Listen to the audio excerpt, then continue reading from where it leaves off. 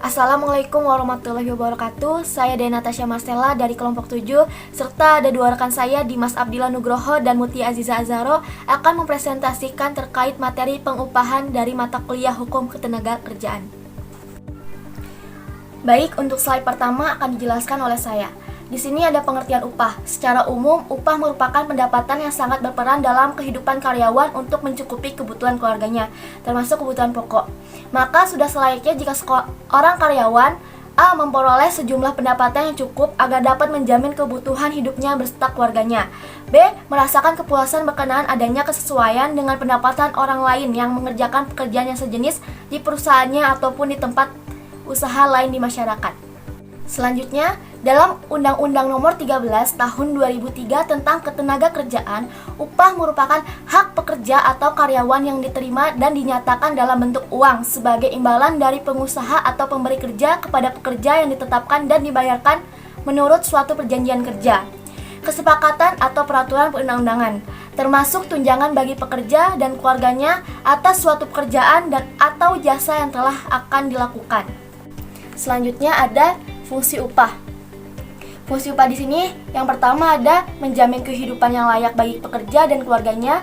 Yang kedua, mencerminkan imbalan atas hasil kerja seseorang. Yang ketiga, menyediakan insentif untuk mendorong peningkatan produktivitas kerja. Selanjutnya ada jenis-jenis upah. Jenis-jenis upah. Yang pertama ada upah nominal. Upah nominal merupakan upah harian yang diterima oleh pekerja sebagai balas jasa pekerjaan yang telah dilakukan. Yang kedua ada upah nyata.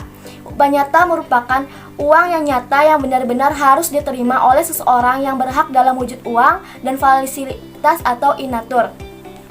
Selanjutnya ada upah hidup.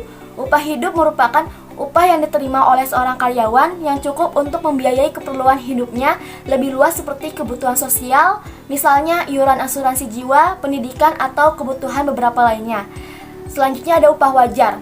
Upah wajar merupakan upah yang secara relatif dinilai cukup wajar oleh pengusaha dan para karyawan sebagai uang imbalan atau jasa-jasa yang diberikan karyawan kepada perusahaannya.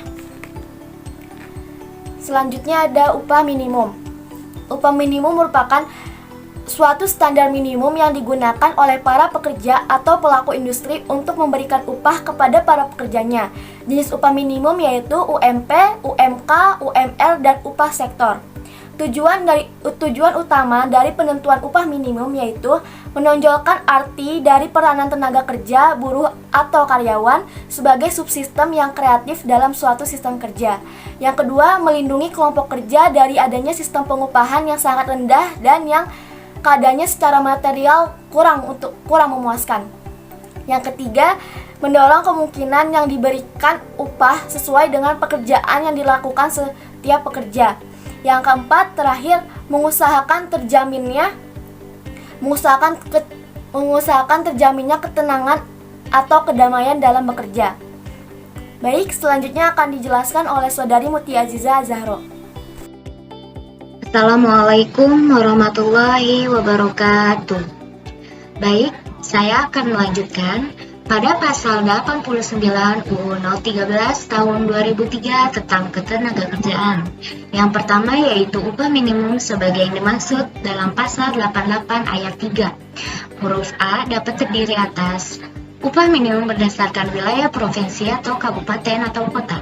Upah minimum berdasarkan sektor pada wilayah provinsi atau kabupaten atau kota. Yang kedua yaitu upah minimum sebagai yang dimaksud dalam pasal 1 diarahkan kepada pencapaian kebutuhan hidup layak. Yang ketiga, upah minimum sebagai yang dimaksud dalam ayat 1 ditetapkan oleh gubernur dengan memperhatikan rekomendasi dari Dewan Pengupahan Provinsi atau Bupati atau Wali Kota. Yang keempat, komponen serta pelaksanaan tahap pencapaian kebutuhan hidup layak sebagai dimaksud dalam pasal 2, diatur dengan keputusan materi. Penangguhan upah minimum merujuk pada keputusan materi tenaga kerja dan transmigrasi Republik Indonesia nomor Kep 231 Men 2003 tentang tata cara penangguhan pelaksanaan upah minimum sebagai aturan pelaksana pada pasal 90 ayat 2 dan 3 Undang-Undang Nomor 13 Tahun 2003 tentang Ketenagakerjaan. Tahap-tahap dalam pengajuan permohonan penangguhan upah minimum berdasarkan Kepmenaker. A. Penangguhan upah minimum ditetapkan oleh gubernur berdasarkan permohonan yang diajukan pengusaha. Yang B.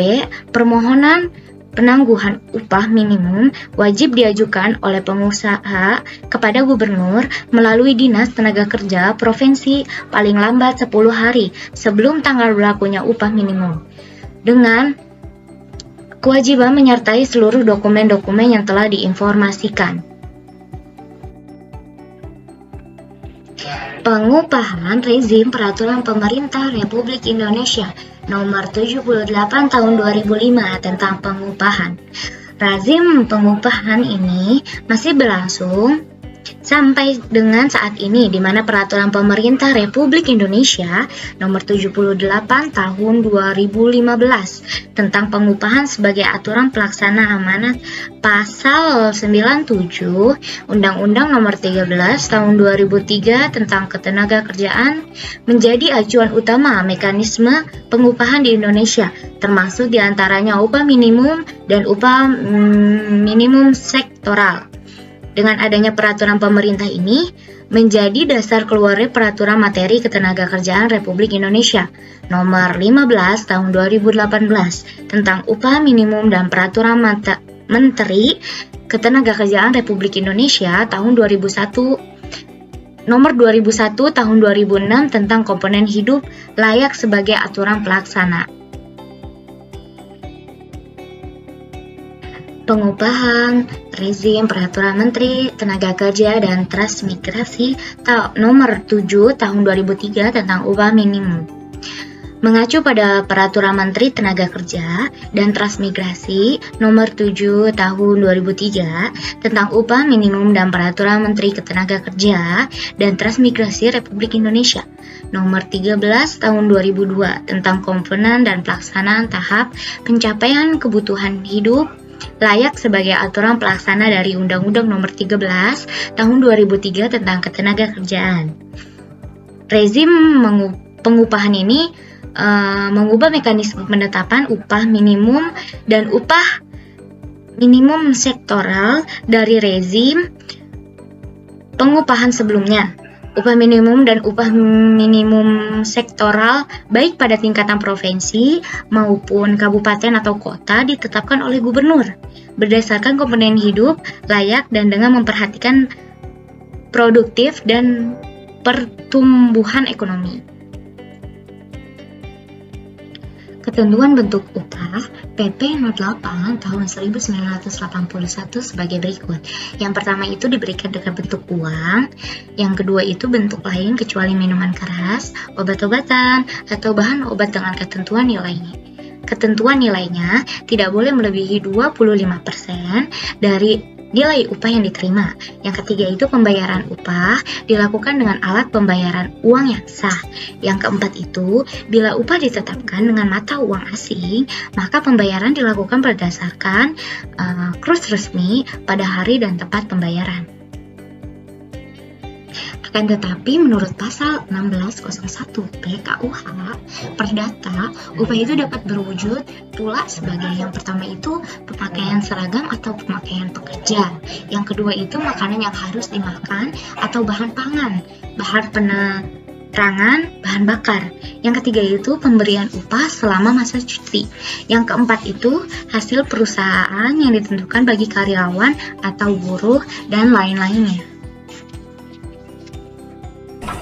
Adapun hal-hal yang berhubungan dengan denda dan potongan upah yang dapat diperhitungkan dengan upah adalah: yang pertama, hal-hal yang dapat diperhitungkan dengan upah adalah denda, potongan, dan anti rugi sebagaimana yang dimaksud dalam pasal 20, 21, 22, dan 23. Yang kedua, perhitungan sebagaimana dimaksud dalam ayat 1, tidak boleh melebihi 50% dari setiap pembayaran upah yang seharusnya diterima. Yang ketiga, setiap syarat yang memberikan wewenang kepada pengusaha untuk mengadakan perhitungan lebih besar daripada yang diperbolehkan sebagaimana yang dimaksud dalam ayat 2 adalah batal menurut hukum. dalam Undang-Undang Nomor 13 Tahun 2003 tentang denda dan potongan upah dapat dijelaskan dalam pasal 20 sebagai berikut. Yang pertama, denda atas pelanggaran sesuatu hal hanya dilakukan bila hal itu diatur secara tegas dalam suatu perjanjian tertulis atau peraturan perusahaan. Yang kedua, besarnya denda untuk setiap pelanggaran sebagaimana dimaksud dalam ayat 1 harus ditentukan dan dinyatakan dalam mata uang Republik Indonesia. Yang ketiga, apabila untuk satu perbuatan sudah dikenakan denda, pengusaha dilarang untuk menuntut ganti rugi terhadap buruh yang bersangkutan. Di dalam pasal 22 tentang sistem pemotongan upah disebutkan bahwa yang pertama, pemotongan upah oleh pengusaha untuk pihak ketiga hanya dapat dilakukan bila mana ada surat kuasa dari karyawan. Yang kedua, setiap surat kuasa sebagaimana dimaksud dalam ayat 1 dapat ditarik kembali pada setiap saat. Yang ketiga, setiap ketentuan yang bertentangan dengan pasal ini adalah batal menurut hukum.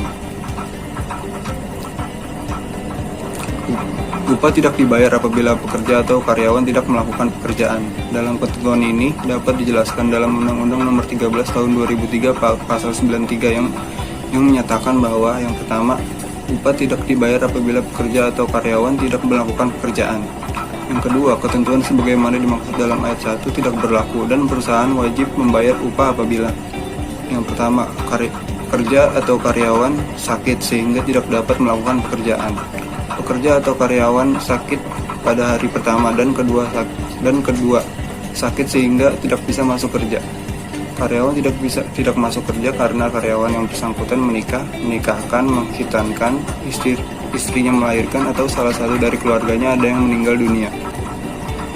Karyawan tidak dapat masuk bekerja karena sedang menjalankan kewajiban terhadap negara. Karyawan tidak bisa masuk bekerja karena menjalankan ibadah yang diperintah agamanya. Karyawan bersedia melakukan pekerjaan yang telah dijanjikan tetapi perusahaan tidak memperkerjakannya, baik karena kesalahan sendiri maupun halangan yang seharusnya dapat dihindari perusahaan. Karyawan melaksanakan hak istirahat. Karyawan melakukan tugas pendidikan dari perusahaan. Upah yang dibayar kepada karyawan yang sakit sebagaimana dimaksud dalam ayat 2 huruf A sebagai berikut. A. Untuk 4 bulan pertama, karyawan sakit dibayar 100% dari upah. B. Untuk 4 bulan kedua, karyawan sakit dibayar 75% dari upah. C. Untuk 4 bulan ketiga, karyawan masih sakit dibayar 50% dari upah. Dan yang terakhir, untuk bulan selanjutnya dibayar 25% dari upah sebelum pemutusan hubungan kerja dilakukan oleh perusahaan. Upah yang dibayarkan kepada pekerja atau buruh yang tidak masuk bekerja sebagaimana dimaksud dalam ayat 2 huruf C sebagai berikut. A. Pekerja atau karyawan menikah dibayar untuk selama 3 hari. B. Menikahkan anaknya dibayar untuk selama 2 hari. C. Mengkhitankan anaknya dibayar untuk selama 2 hari. D. Istri melahirkan atau keguguran kandungan dibayar untuk selama 2 hari. E. Salah satu keluarga yang meninggal dunia dibayar untuk selama 2 hari. Dan yang terakhir, anggota keluarga dalam satu rumah meninggal dunia dibayar untuk selama 1 hari. Baik, saya perwakilan dari kelompok 7. Sekian dari video presentasi kami. Mohon maaf bila ada kekurangannya. Terima kasih. Wassalamualaikum warahmatullahi wabarakatuh.